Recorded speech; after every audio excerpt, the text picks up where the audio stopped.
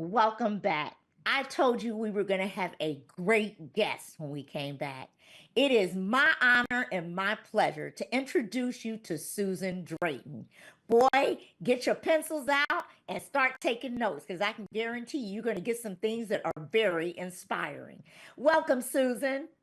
Thank you. Thank you for having me. Oh, I'm so glad to have you. Would you share with our audience a little bit about what you do? Oh my gosh. So, diving in with the Reiki, I am a Reiki Master. And what that means is it's gathering all of the knowledge into one and creating a bridge and being open to receiving energetic messages. And that is my modality as a conduit. I am a bridge. I don't consider myself a healer, but more of a bridge where I take your energy and I become a mirror and reflect it back onto you. And I scan your whole entire body with my hands away from your body. And I just feel your energy, and it will tell me what is going on as far as current events and Mhm. as something as far back into childhood. I'm also known for having psychic Tourette's at times. I just let everything out. But in doing that, the goal is to unblock anything that you have suppressed in your energy field. And it goes as far as to your cells and your organs. If you really want to get technical with the energy, and this is how a lot of discomfort in your body starts happening and any kind of pain.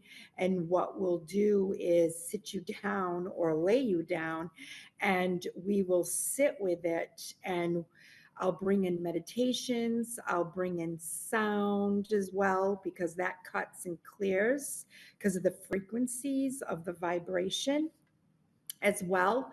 And so, in doing so, I create a atmosphere where you're comfortable to at least look at a portion of what it is that you've been suppressing that you don't want to face, and Okay. slowly we work through it.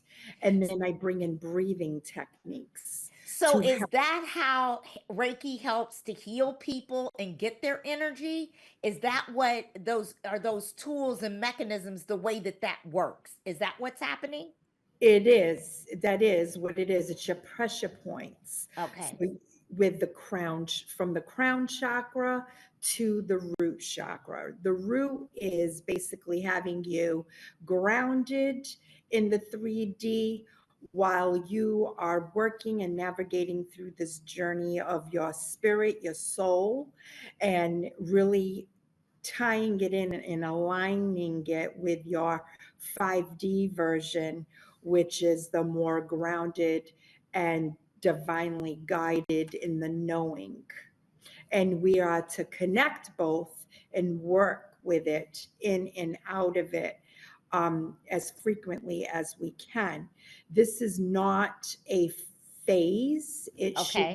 It should be a long life practice, um, to just be in tuned with more of the depths of who you are, you're transitioning, why you're transitioning, what are you trying to accomplish, how to accomplish yourself authentically as you are thriving in this journey. So, one of the things I like what you were saying about going through the journey and understanding. My question is, what are some of the simple steps that somebody can take when starting to explore Reiki for themselves and really understand it? What should one do? How does that process start? For me, it was curiosity, doing research about Reiki and how long Reiki's been and why it's been incorporated, and how it came to be and about here in the States. And so, in doing so, for me, Reiki is more spirituality. I started off with religion, and religion exposed me to a foundation Mm-hmm. that was good at the time, but I was still thirsty. Mm-hmm. My soul wasn't quenched. I wasn't too thrilled with this fiction of Jesus. I felt I needed to get more on a personal level about the divine. And Mm-hmm. divine is really a definition to the beholder. Everyone has their own definition. And mine is I dive in with the divine and I work very closely, check in with the divine as to how I'm doing and where I need to go. And that is a steady process. That is not something that takes place 1 hour at a Mm-hmm. Sunday pew with Jesus aerobic exercises by the pew. For me, Mm-hmm. it just doesn't work. But Mm-hmm. for others, I'm sure it does. And it does bring great good vibe feelings for others, Mm-hmm. but for me Mm-hmm. it's a more deeper knowing, what is this journey about? Why is it so deep and so changing? And it's like a Milky Way, jumping into a Milky Way, and you just don't Mm-hmm. know why things need to be stripped. And a lot of it has to do with trauma of childhood and so forth Mm-hmm. as you're going on that we just suppress because our mind will process what it can, but it's our bodies that absorb the energy impact first. Oh, And okay. then your mind is trying to catch up with what is going on. So you're in this fight or flight type of mentality. Mm-hmm. So your heart and your mind are kind of missing each other, and you're learning to bring it into balance as one. And the emotions, as we know, comes from the heart. Mm-hmm. And logic, we should be logic, but sometimes we overthink. And that's where the fight and flight comes in. So, talking about that, I'd like for you to connect the dots. How does Reiki help with that emotional healing? What does it do if the body has got it all tracked? And yes, you're looking at the body and putting your hands over the body to get the energy. How does this process really help the emotional side where the mind's trying to catch up with it? How does that work? Well, what I've told my clients, and I still tell my clients, you're going to learn how to detach. How Mm, you detach is by, as everything is going on that is just so chaotic, mm-hmm, you're going to have to remind yourself that the only thing you can control is your breathing.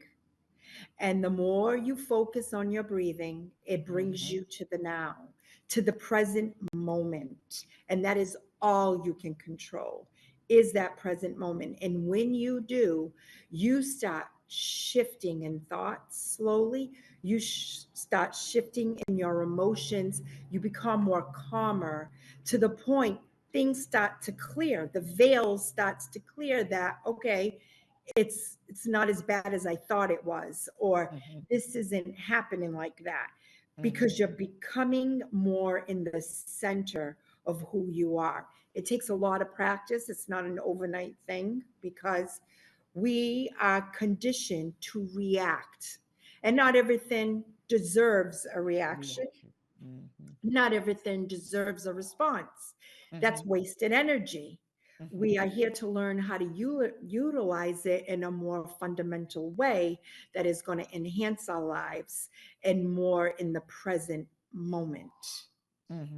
You know, this is so I'm so fascinated by this as we talk about it because one of the things that when you think about the true healing and you mentioned that it doesn't happen overnight, it's a process.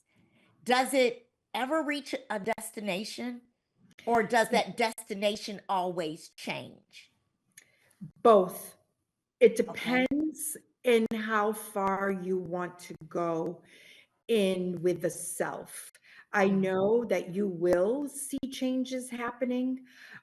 When I see my clients, I always give a month window for them to experience that Reiki, process the Reiki emotionally and mentally, and then to practice on their own with the techniques. And they do come back and they'll see the slight changes happening. And then all of a sudden, they're evolving slowly. And obviously, more you dive into it, you're going to have some situations that are not as intricate as heavy traumas. Traumas take longer to work through. mhm, So with that, it's consistency and breaking through and doing the meditation and sitting through it and talking. I speak with them as well. When we're doing this, I can just easily put my hand right over you, and it could be something about a relationship that stems all the way from dad or mom or a sibling or what have you. And okay, let's talk about it.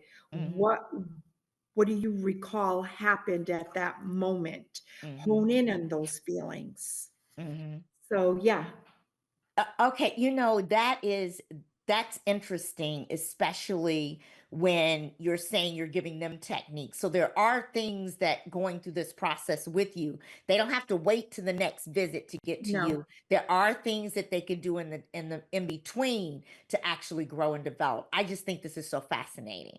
We're going to take a station break, and we'll be right back.